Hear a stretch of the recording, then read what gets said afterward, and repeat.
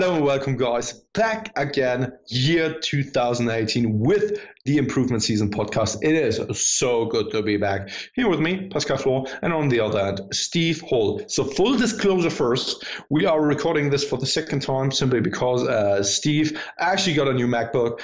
The settings were improper, so we needed to fix that so that we actually can deliver the best quality possible for you guys. But anyway, that's not what we're here for to talk about, but more so we wanted to actually talk about the past weeks because we haven't checked in with you guys for quite a while now, and there was a lot of things going on for the both of us. So holiday season, of course, we are now both in our second. I'm in my second week already. You're on your first week of your gaining phase. And we are already rolling and starting our 2018 gaining phase together.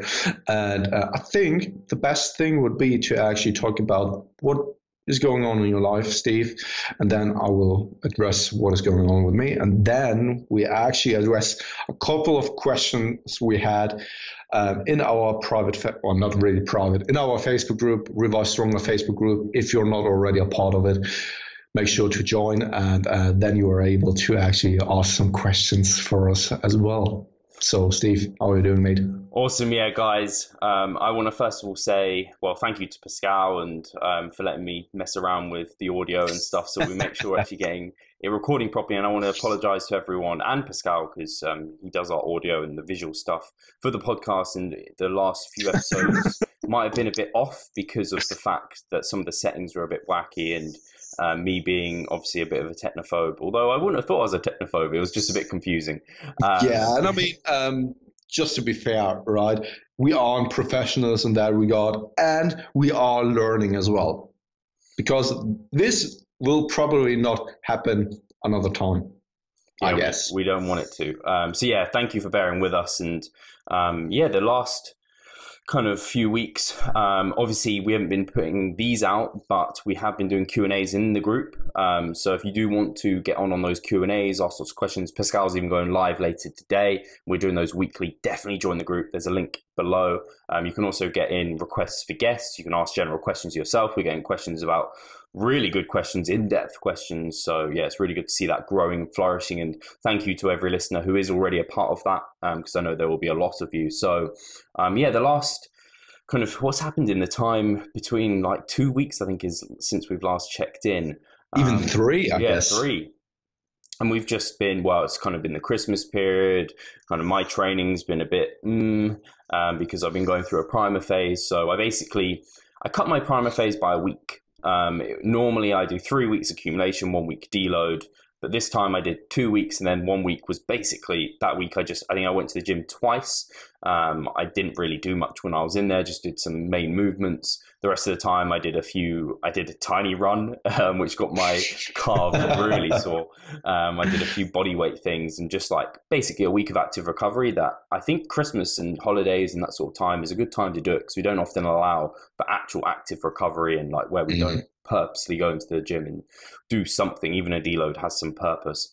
So that was really good, really nice. And now I'm super happy to be in a massing phase and going through that. And I guess I can give you a bit of an insight into kind of how that's going. So still following a pull, push, leg split.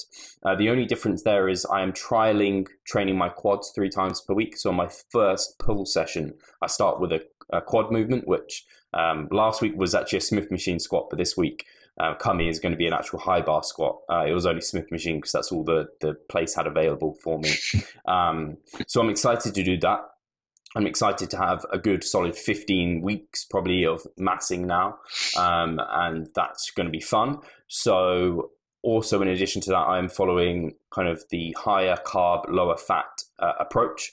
So with my nutrition, my carbs are at like 550 grams, and my fats are down at around 45 to about 50 grams on average, with some days where I will be flexible and I allow them to come up.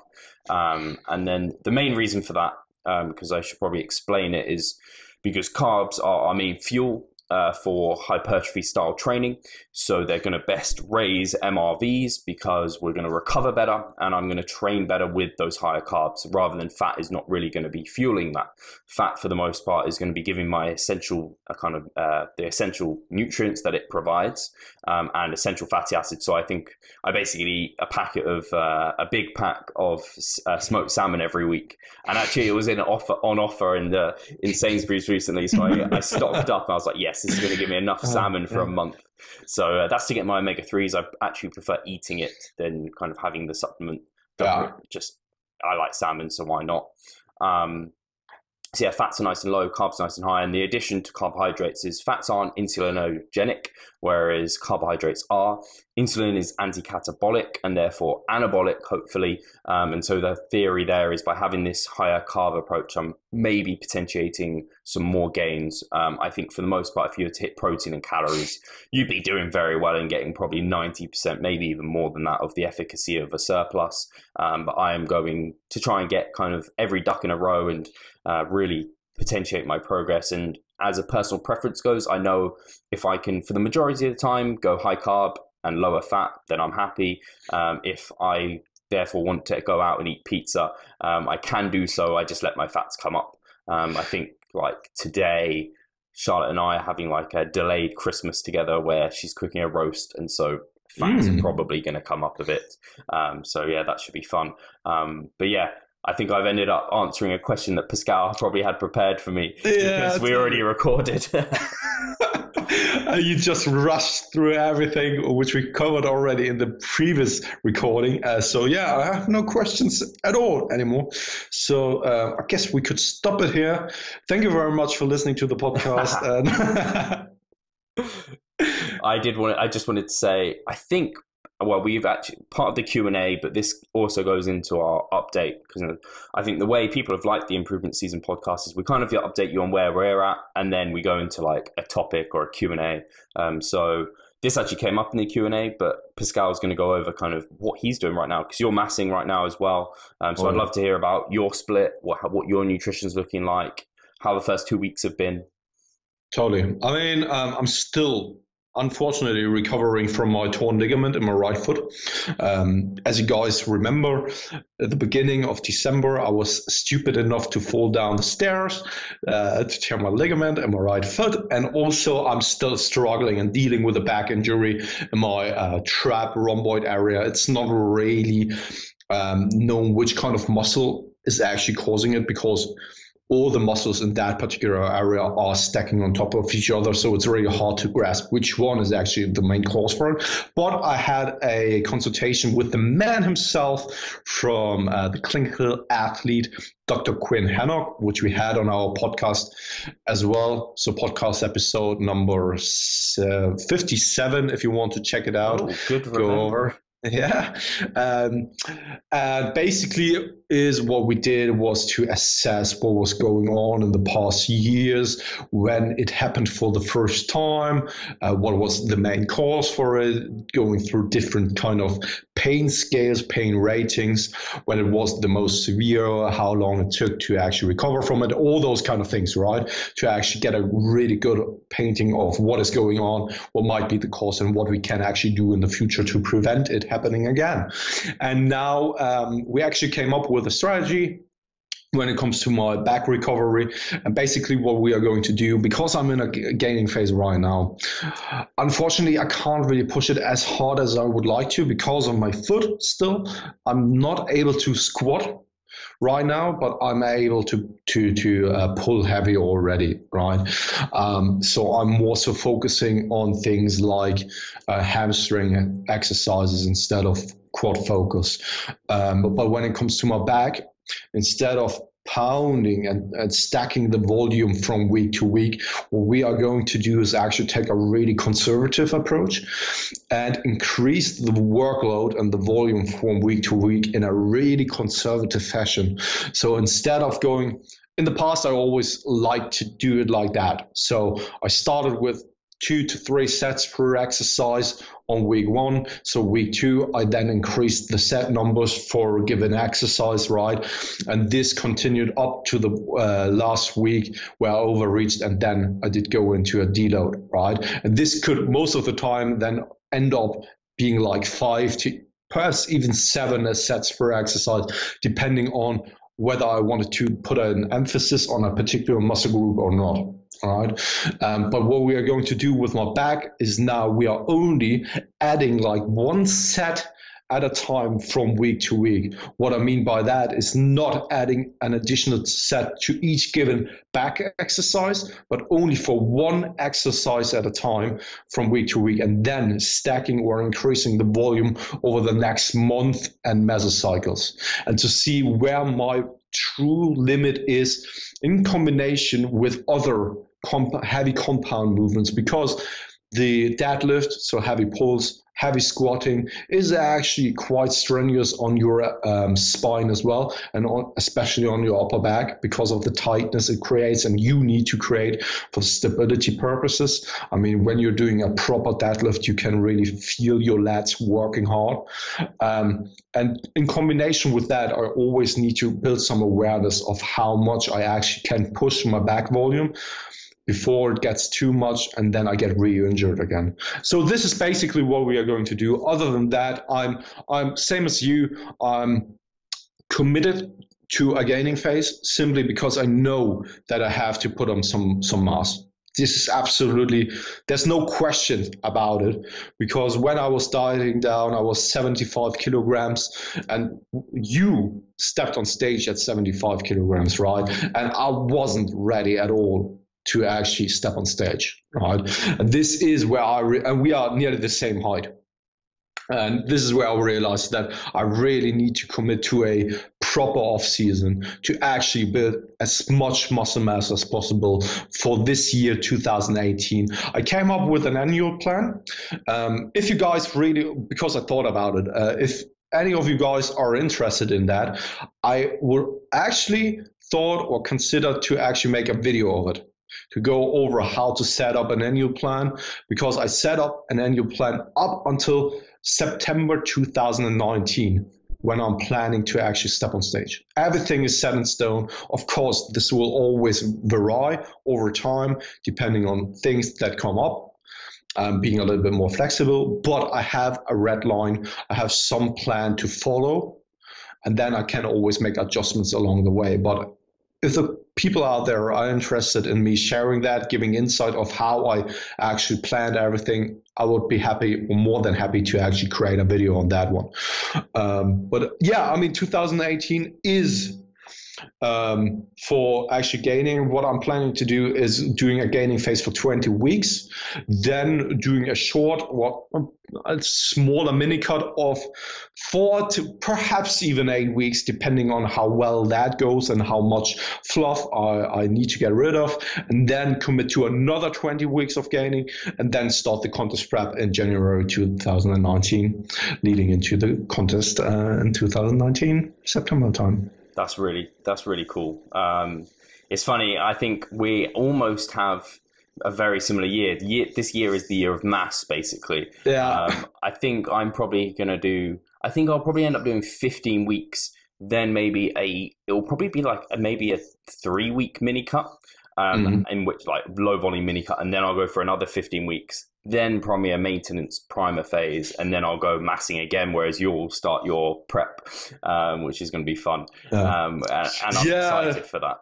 Sorry to interrupt you there, because I think that one aspect that is really important to note is that I'm right now in a position where I don't feel attractive, and I'm not really satisfied with my body composition, but I don't want to end up spinning my wheels. And I don't want to waste time, right? And I know that I could, on the other hand, be satisfied with how I'm looking all the time, but perhaps sacrificing a little bit of gaining muscle mass, right? And I'd rather now take 2018, just try to commit to the process, because I have everything laid out in front of me. Just accept that perhaps for that given time frame, I don't feel as attractive as I did perhaps, or as I do with other body compositions, but I know that this might probably be way more beneficial for 2019 when I really try to step on stage, because 2019 will be a year of dieting. So I just wanted to put it out there because I think that this might be important for other people who are dealing with the same thoughts or going through the same struggles when it comes to body dysmorphia to some extent, right? Yeah, I think it's always important when these questions come up. It's kind of like, what is the context of the situation that that person's going through? So you on paper, people might look at you just from a snapshot and be like, right, this guy needs to do a mini cut or something along those lines. But what people don't realize is the fact that you finally feel kind of in a good position. You're dealing with injuries and you're coming from a background of still like extended dieting, extended kind of dietary fatigue and things like this. So going through a cutting period just doesn't make any sense. Whereas if you go through a controlled, moderate, slower mass where you really push certain body parts that feel good, then and luckily enough, some of your stronger body parts are the ones that are potentially ones that need to go on the back burner, whereas some of your weaker ones you can really push, which is super exciting. And you like we've spoken about it before, and I recently did it on my Instagram stories, and it came up in our group. It's not like insulin sensitivity and muscle growth just switches off after you get to a certain body fat percentage. It might not be in your favor anymore. It might be slightly kind of not as the diminishing returns might have settled in, but you still can gain muscle. So yeah, that's great kind of additional point, I think there. I think it's just important to visualize what is your main priority and your main goals. And for me, it is to bring the biggest package possible in 2019 when I step on stage. And this wouldn't be possible if I were to cut myself short because I feel a little bit more fluffy right now. And is it more important to me to go on Tinder dates, or is it more important to me to step on stage in 2019 and bring really a package where I can say for sure that I did everything I possibly could to build some mass? And you need to, sorry. And I don't answer that question. And I just wanted to say, like, you need to get help, like, it sounds funny, but like fully healthy all round. And if you were to attempt anything but what you're doing right now, potentially you would just be digging yourself into a hole and not ever be able to prepare yourself to compete. You might actually do long-term damage. So. And it's funny because I'm already like, I'm actually in a position already where I talked to you with you about it, because yesterday I had a protein bar, and in the past I was like, always when I ate a protein bar I can easily overeat on protein bars, and yesterday I had one and it was the carb killer white chocolate, which is really palatable and tasty, and I was just like, after one protein bar, not that interesting anymore. Right, it's funny, and this just goes to show what position I am at right now, and I'm really already now building up that sensation of getting back into a contest prep, which is cool. And just imagine now taking an additional year, how much I then crave and am ready to get back on track and actually stick with that, right? Yeah, no, completely. And when we talk about we've talked about sensitization, desensitization, and there's a psychological part to that. And like that part of your physiology and psychology is intertwined. But yeah, part of kind of desensitizing yourself to dieting is important at times because, I mean, and we said it before, like a refeed doesn't really desensitize you much. A diet break does an okay job, but kind of nothing like having maintenance and then massing is like the biggest healer of all diet fatigue. So no, that's awesome. I'm really excited to see where we both go throughout this season. Because getting huge. Exactly. And I don't think I've ever had like I don't think I've ever been coached through an off season. No, I've barely been coached that much, but I've never even had like consultations and as much knowledge as I do throughout this off season. So not only have both of us have got way more knowledge than we've ever had. We're not necessarily being coached, but we are kind of keeping one another very much accountable. We're doing these check-ins, we're checking each other every day. And I'm excited for that accountability aspect. And really, because we've already done it with each other where we see things and we're like, I mean, I certainly have gone to you and I've been like, what do you think of this? And wherein in the past, maybe I would have potentially thought about changing my approach. I've actually gone to you and then we've discussed it and it's been like, no, stick to it. Like, this makes sense. So that I'm really excited for that. And I can't wait to see where we are at the end of this year. I know I have a personal goal to be over 185 pounds. I seem to be on the way there. It's only been a week. But and you are now at 173. 173 on this morning. But that is, I think, the heaviest I've weighed since my prep. So that's exciting to me. That's good. Yeah. That's things going in the right direction. And yeah, I'm just very excited for that. So I think we can probably get into the Q&A. Yeah, let's do that. We've done 20 minutes kind of rambling about our lives. Already? I know. How? Oh, I did say that in a weird way. Already. So we have questions.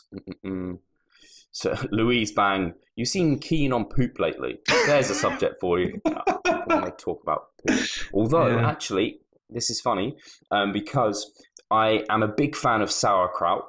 And I ate that throughout my contest prep. Sorry for that. I just thought that you were going to say, I'm a big fan of poop. No, I've got no feelings for poop apart from it's just a human process that has to happen. So yeah, sauerkraut. Well, so a lot of people will know sauerkraut's fermented. It has a lot of kind of probiotics within it. And these actually, and I realized they get killed off when it goes through pasteurization. And I love sauerkraut for just being sauerkraut. It's very tasty, low calorie. It adds a great deal to a massive salad. But I wanted to see if I could get some of the probiotic benefits. So I hunted down some that was unpasteurized. Now it's about double the price, if not more than double of the pasteurized stuff. But I've got a tiny container in my fridge, which I'm going to try. And I'm a bit nervous about it. It's like, I'm going to eat it knowing there's like bacteria all on it. And I'm like, oh, this is a bit weird. Isn't that cool, actually? It's kind of cool, kind of, yeah. I guess it's like yogurt because there's those yogurts that are like probiotic. But yeah, just... Are you into kimchi? I would like kimchi. It's not really something that's highly available in supermarkets. But you can easily do it yourself, actually. Right. I should probably do that. That would be a lot cheaper and easier. Yeah. But I mean, we don't need to talk about poop. No. I think, it's hard. It is smelling. I think everyone knows that. So no real news on that note. So David had 101 questions. So unfortunately, we have to skip some of them. All of them. Perhaps all of them. Sorry for that, David. Didn't he have a serious question? He did have one about contest prep, differences between males and females. I think it was specifically touching on the physiology, was it? Actually, that's a really good one. And I mean, you took Lily to stage and she took first. So perhaps you can actually dig on that one if you want to. So, yeah, I mean, Lily she still is a Team Revive Stronger client, and it's awesome, and we've been working together for quite a long time now, and I've worked with Lily in the past, and this is the second time she had gone through a contest prep. She went through one, I think it was actually the year prior, and didn't really get what she wanted out of it. I didn't coach her through that.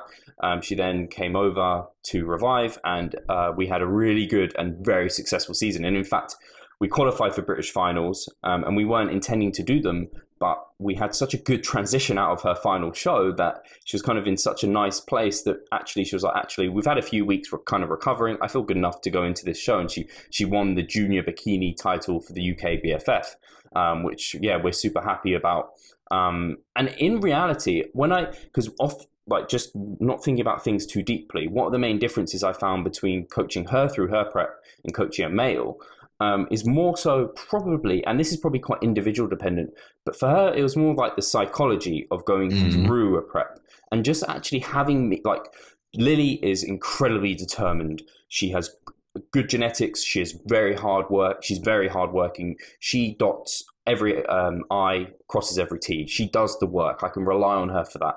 But what she needs is kind of reassurance. She needs someone there where if she does maybe have a slight slip up, someone to come to and be like, I've done this, I don't feel good about it, just wanted to say that to you. And then I come back and I'm like, right, it's okay, let's do this, we're still on plan. And that is like gold dust to her. That is the difference between her getting to stage and winning and not getting to stage at all and just kind of going off plan and completely breaking down. So with Lily, it was very much, it's just almost being there for her, being someone she could come to anytime with any question and have an answer she could trust in and would take her positively to stage. Apart from that, the addition I find with female competitors is just, you can't really be as aggressive. Everything has to be a bit more conservative with them. So like a calorie deficit, you can't push them really hard. Diet breaks, maybe you need to have them more frequently. Refeeds, if you're using them, can be particularly beneficial for females. And I have found I've used them more with females. So from a dietary perspective, you just can't push for as hard or for as long. Just all of those have to be constrained and under shorter time periods. And then the females I've dealt with, I mean, some of them, I mean, I work with Lisa as well, who she isn't as, doesn't need that support as much as Lily. She needs it in kind of a different way. And she, again, is just a workhorse. Every female I've worked with, they're just properly workhorses. I think generally physique athletes who are female, they just often are like, they just are workhorses. They will do the work. They just kind of need that reassurance, that guidance. And importantly, I need them to trust me. And when they do put their full trust in me and they follow the plan and we have a really good relationship that's very honest, it just flourishes and it's really, really like, it's just super fun and beneficial. I don't know if you got any thoughts on it. I might have not touched on what David wanted. Some additional thoughts on that. And this is when you mentioned that you can't really push as hard, which absolutely makes sense. And quite funny and also sad at the same moment is that for females, most of the time, it is harder to get leaner than for males. And then on one hand, you can't really push them as hard, but also they have a harder time to actually lose the last fat reserves, which is absolutely makes sense from a physiological perspective. They are the ones who actually need to give birth to another human being, right? This is most of the time, well, not most of the time, most likely the reason for why it is so hard for females actually to lose the essential fatty acid reserves they have on their body, because from a survival mechanism standpoint, they are so much more important than males are, right? So for the survival of the human race in general, right? So it is harder for them to actually lose the last fat reserves, but also they can't really push as hard. So sometimes you actually need to plan in for longer contest prep. This is also the reason why you see sometimes for even bikini athletes that they go through a contest prep of 3 to 6 months, even though that they perhaps start at a leaner level. And you would think that you don't need to take as much time to actually get them in shape. But when you think about it, really, like with the things we've mentioned, it absolutely makes sense that they then still need a certain amount to actually get in stage shape. Other than that, yeah, I do agree that most of the time this isn't really a physiological difference there. Of course, when it comes to the hormonal aspect, amenorrhea, so the loss of the female menstrual cycle, is a different story in and for itself. But the biggest difference is actually the psychological aspect of the contest prep season in general. And I think that is, I mean, I can't say females are always just more emotional, males are less emotional. I think it's very individual. And just with the ones I've worked with, that was the main kind of things that stood out for me and what was successful there for them. And the only additional thing I'd say to you is I'd completely agree. Sometimes you just need longer, because there are times at which I'm just less assertive with changes. So if I think we're due like a whoosh or something along those lines, where we've been through fat loss, like the person is hungry, they're tired, we're expecting fat to come off, but the scale isn't responding, I might wait for a male like 2 weeks, but for a female, I might wait longer, because I just think that's generally worked out much better. Where I might be more assertive with males, I'll be less assertive with females and just let the diet take care of itself more so. And the only other addition is after diet breaks, it's kind of different for different people, but With females, it's more consistent, where after the diet break, they actually look better and quite often come out lighter. Whereas with males, sometimes they actually come out heavier.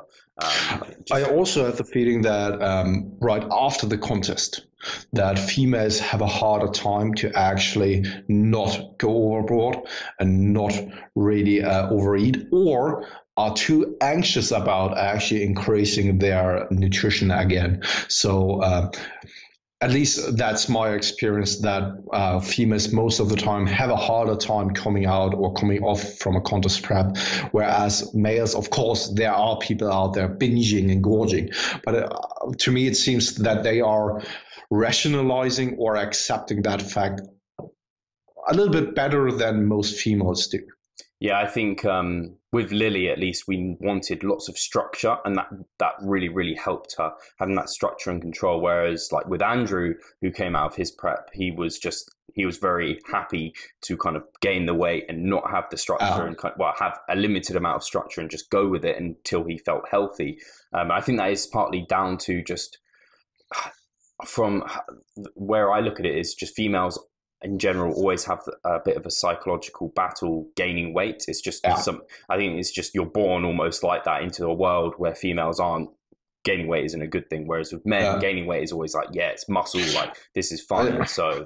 And it's on that note, especially in the time of social media, when I've seen it with a couple of female athletes who stepped on stage or did a contest prep, got in tremendous shape, and due to that, or because of that, actually got really a lot of attention from males.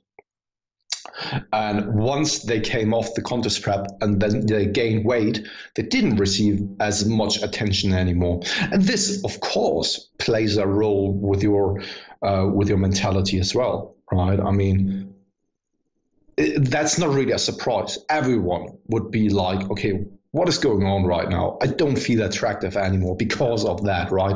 And that perhaps plays a role in it as well. So I think we probably answered that question quite well. Yeah. We're at half an hour, so we should probably try. I want to bust out these other questions, but I think we answered that one quite well. So Elizabeth Slater has asked, for someone who's always struggled to build muscle, might it be worthwhile to exclude most cardio, including lists, except occasional walks and such? And I think, I don't know if Pascal, you want to answer this, or I can. Yeah, I mean, I can do it really quickly because she said excludes most cardio, including lists. So I assume that, Elizabeth, you are doing some additional cardio at a side, like something like so medium intensity steady state, or even something like HIIT training. If so, yes, I would first and foremost take a look at when are you doing your training sessions and how much that interferes with your resistance training. So does it take a toll on your recovery capabilities? Are you more fatigued because of it? Does it actually leave you with soreness? Things like these. And also when it is too close to your resistance training, HIIT actually deals with the same adaptive pathways as strength training, so it can potentially interfere with your adaptations from resistance training.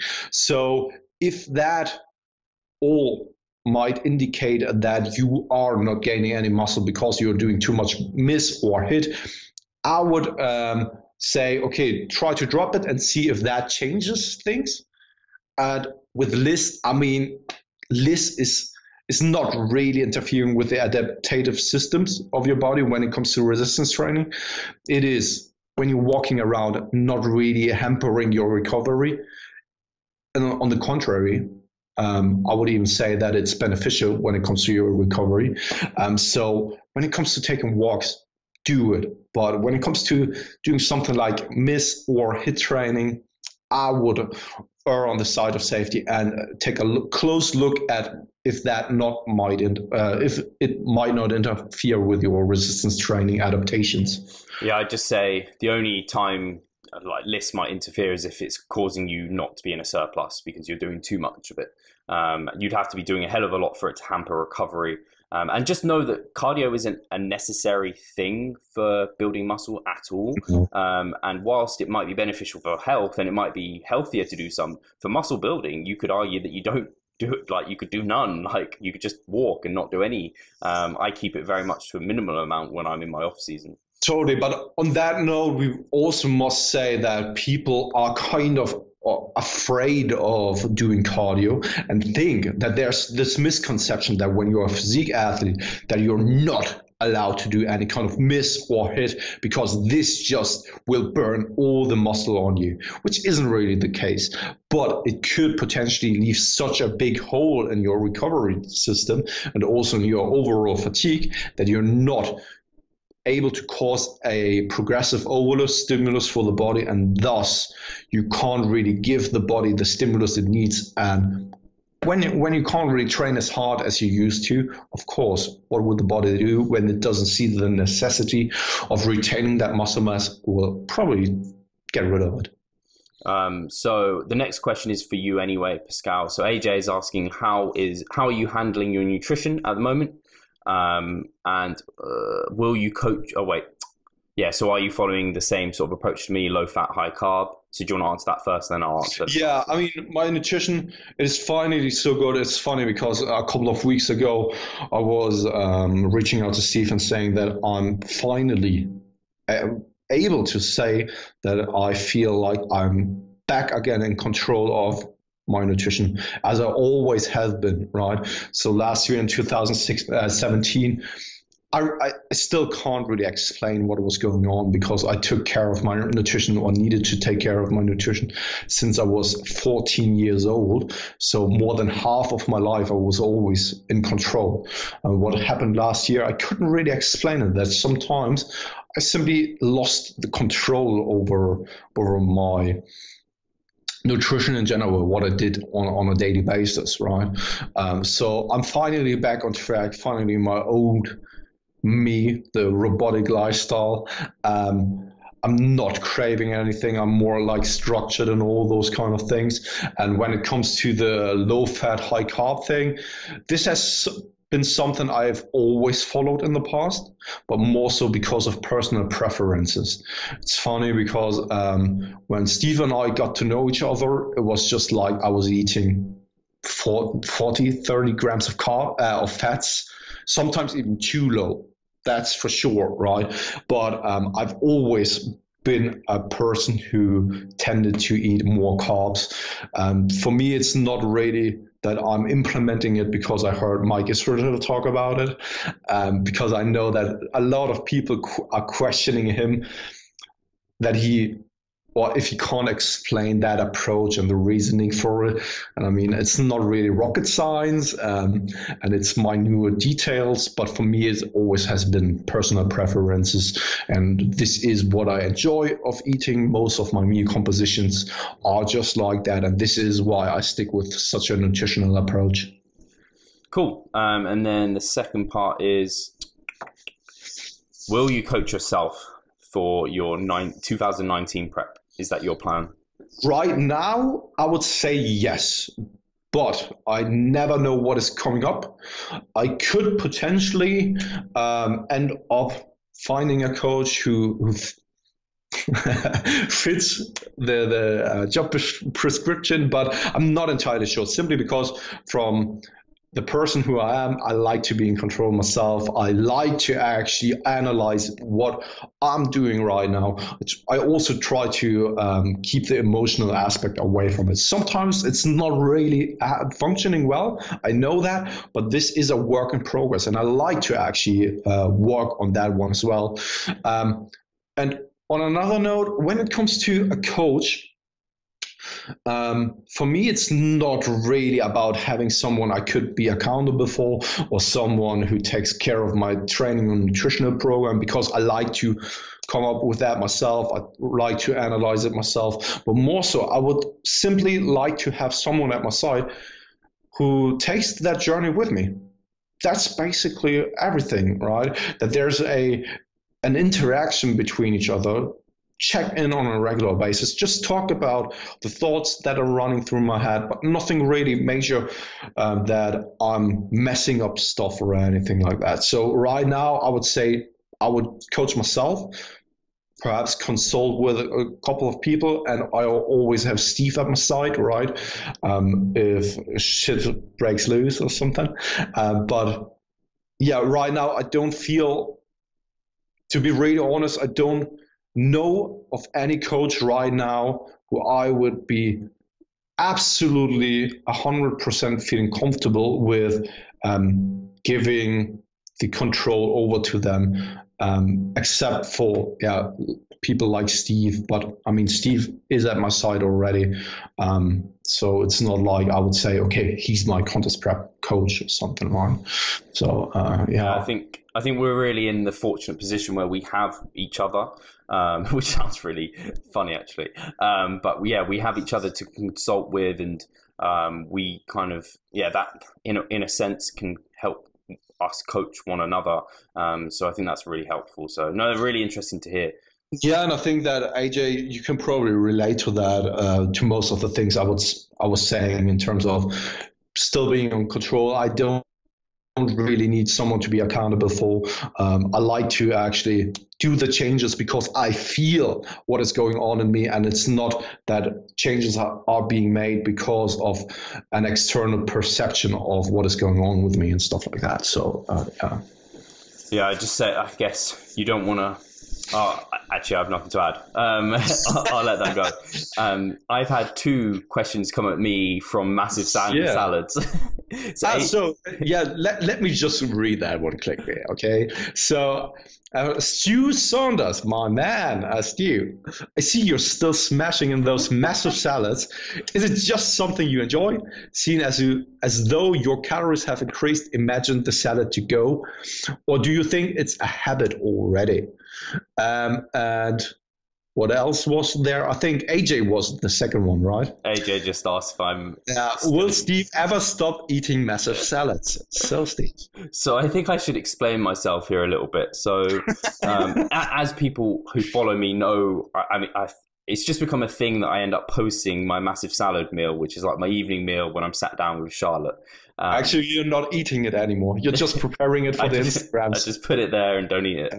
Yeah. So that would be disgusting if I videoed myself eating this salad. I just shovel it in, so it's not good. So yeah, it is. I guess it maybe is a bit of a habit, but it's actually a really healthful and good habit that I've had for years. That I've always, with one meal at least, where I've had just this massive like salad bowl that I have with my meal, and I really enjoy it, and I really enjoy vegetables. My actual components of it have changed quite a lot, so I've got like quite a lot of beetroot and sweet corn in there, which are quite high carb, so that's nice. But no, I don't think I'll ever stop, and it's not like I think I give off the wrong impression that every meal I'm eating has this massive salad with it. So I'm on like 3,600 calories. My fiber maybe gets to like 45, 50 grams because I'm mostly eating kind of low fibrous carbohydrates throughout the day. So my only meal that actually consists of vegetables is my evening meal with my massive salad. So I want to get like 5 portions of vegetables within that meal. Otherwise, I'm not hitting those nutritional bases, that micronutrition that I really need. So in terms of will it go, I think that's not a very healthy way to live. If you let like all your vegetable intake just go, I don't think I'd ever let kind of that go. Would a massive salad go if my calories got to a point where I couldn't consume it and it was kind of causing me bad digestion? Yes, but I don't think it will ever get to that point because I can eat a lot of food.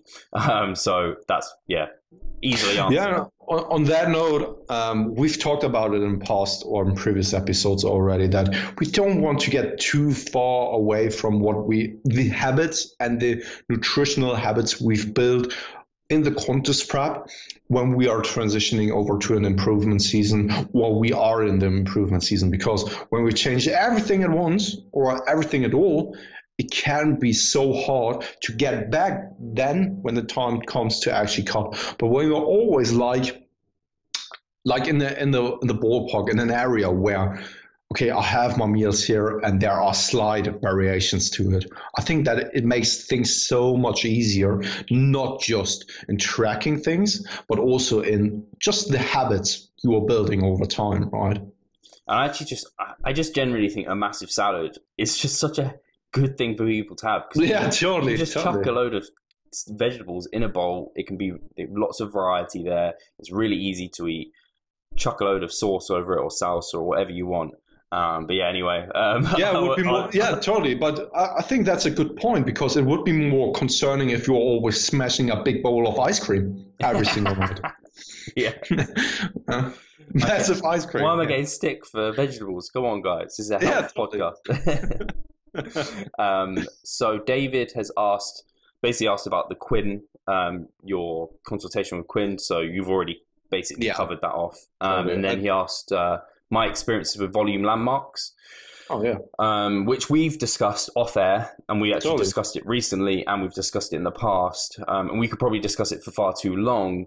But what I would say is, I think my main experience with volume landmarks is that people are very confused about them and don't understand what maximal recoverable volume means, what it entails, and they just get it very misconstrued, which is why I made the series of articles in the past on the website, like what is MRV, this area of MRV, what impacts MRV, the fatal flaws of MRV. I even had that article go out, and we'll get those in the description box below, because I think the more people that read those articles, because they're the things that I found people get confused with most, the more people would understand the concept better. And I think so many people think it's like something revolutionary and new, and Mike would never even say that himself. He's basically just given a word to something that was already floating around. There was just no actual definition or word that actually cemented it. And once he did that, it just made everything much clearer for me as a coach. But so many people then get that confused with, oh, we're looking to get to your breaking point. It's just not, that's just not what MRV is. So my experiences with finding volume landmarks is more that. And for the most part with clients, I just start with I start with minimum numbers, looking at their training history, what they're like as a person, and just go conservative. And then it's about slowly, progressively overloading from there over a course of 4, maybe up to 6, maybe sometimes 8 weeks, getting to a point where they look like they're seeing diminishing returns, deloading, or even deloading before they get to that point quite often. So yeah, that's really my experience with that. I don't know if you want to add, Pascal. I think that was really well explained. And I mean, one small thing to add is only that, I mean, even if you had a specific number when it comes to MEV, MRV, all those MAV, everything that is in there, then it is so dynamic that it will change on a daily basis. It is like the metabolic system. The maintenance number is influenced and impacted by so many different things you're doing on a daily basis. And the same principles apply to the volume landmarks, that just go through a different and hard time in your life and try to actually do the same amount of volume you did perhaps the previous week or the last mesocycle when you overreached. That's probably not possible, right? So this entire concept is dynamic. And it is like you said, Steve, build up, try to progressively overload every single week, and then, have some kind of auto-regulation form, and go kind of by feel as well, and have some kind of structure, but don't be too focused on specific numbers. Like my MRV this week was 24 sets for back. Okay, so you are 100% sure that it was that? Absolutely not. That's not how it works, actually, right? And don't be too focused on one specific number. Just go out, train, and be intelligent about your programming. That's all you can do, actually. Yeah, no, it's completely true. And yeah, in the articles, it talks about the different things that can impact it. So I think that would be helpful. Right. Do you want to get to the next question? I think we're almost. Which one? We're coming to 50 minutes as well. So Marek had the question about what's your planned mesocycles for this year. So we covered it a little bit. I mean, your plan is looking close to mine, right? So you said something about 50 weeks and I'm gaining phase, then a mini cut. So we covered that one. So there you go, Marek. But whoa. Usually I have not so often a hard time with pronouncing names, but this one I will probably mess up. So, Troy Limbeng E. Oh shit, this last name is amazing. That's an awesome name. Yeah, like double E as a name. Anyway, the rate and amount of weight gain for the first few weeks after transitioning into a bulk. It's not really a question, is it? It's just like a statement. I don't really know. No. The rate. So what do you think might be the best rate of weight gain when coming out of a cutting phase and transitioning into a gaining phase? So I think, and I spoke about it, I don't know where I've spoken about it. I need to put this out there somewhere. Basically, I call it the 1 week ignore rule of weight gain or weight loss, where basically you ignore the first week because we're having so many changes in glycogen being stored, water losses, water being gained, all of that sort of thing. So I think basically the first week, just ignore it, start your baseline from the next week. And that's kind of your true kind of whatever weight it might be, where you are then manipulating from. And then really the first few weeks after transitioning, so you ignore that week and then start from there. And then you just go with the rate of gain that you want, I think, for the most part. It's not like you try and gain faster that first week and then slow down later weeks. Just your average should look. I think I like to go with, I think it's between, I think 1% per month is such a low amount that it's difficult to actually aim for. So I don't like to aim for 1% a month. I like to aim for more like 2%. And then if I end up between 1 to 2% per month, that's quite nice. But at the same time, remember that the scale is only one indicator. So we have to be looking at training performance. How are you feeling? How are you looking in the mirror? What are girth measurements saying? Every time I say girth measurements, I don't normally think about it in a bad way, but so many people made comments on that Instagram post that whenever I say girth, I'm just thinking the wrong things. So yeah, that's what I tend to go with. So when we're looking on a week by week basis, I don't even really look week to week. I more look bi-weekly at most, and it's just a longer term perspective. So yeah, that's my feeling. Yeah, and it also depends on your training age and experience and how close you are to your genetic ceiling. I would assume that you are not close to your genetic ceiling, Troy. But if so, absolutely fine. But then I would go more so by performance-based things and performance-based results at the gym and see whether you are able to increase your performance and not just be too focused on the scale weight. Especially the more experience you get, the less bigger jumps you want to see on the scale number itself. Because the reward of gaining too quickly when you are really experienced isn't that high, because your capability of actually building muscle mass is highly decreased. So then I would more so look at performance indicators. But when you are still in your intermediate years, something like Steve said is just absolutely appropriate, and I would go with that as well. Yeah, I think that's well covered. I think we've covered everything. We're almost up to the hour mark, which is, I suppose, we've been off for 2 weeks, so there hasn't been an episode, so we've given you an extra long one. Totally. It was really nice actually to have the questions at the end there, rather than us delve into a topic that maybe we want to talk about. It's quite nice to actually have questions that you want to hear us talk about. So if you do have questions for future episodes, please do join the group and ask, because they're really fun. This, and also, I mean, when it's more specific, targeting one of us, you can always join our Facebook group. We've mentioned that earlier in this episode already, that every single week we are alternating. So Steve is doing 1 week, the next week is me again, in which we are doing a live Q&A in our Facebook group. So when you want to join the group, get on board, and we'd be happy to actually answer all of your questions, mate. Awesome. Right. I think we're done. Good to have everyone again. Good talking to you.